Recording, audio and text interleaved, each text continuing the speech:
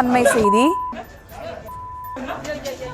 திருச்சி மகாத்மா காந்தி நினைவு அரசு மருத்துவமனையில் தாக்குதலில் ஈடுபட்டதாக புகார் தெரிவிக்கப்பட்டிருக்கிறது. சட்டக்கல்லூரி மாணவியை கைது செய்து போலீசார் தீவிர விசாரணையானது மேற்கொண்டு வருகின்றனர்.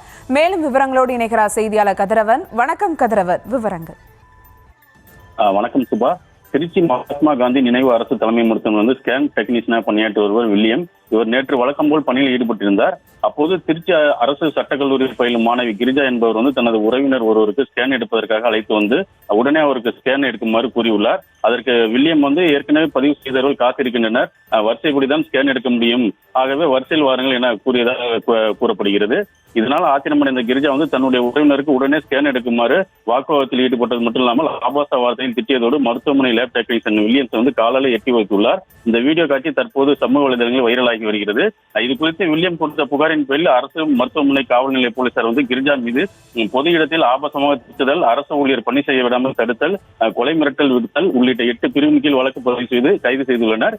குற்றச்சாட்டப்பட்ட கிரிஜா தொடர்ந்து திருச்சி மாநகர காவலர்களின் காவல் அதிகாரிகளும் சட்டக்கல்லூரி மாணவி என்ற போதிலும் மிரட்டுவதாக தொடர்ந்து புகார் எழுந்து வந்த நிலையில் தற்போது கிரிஜாவை கைது செய்துள்ளனர். தொடர்ந்து இவரை நீதிமன்றத்தில் ஆஜர்படுத்தி திருச்சி மத்திய சிறையில் அடைக்க உள்ளனர். சுபா,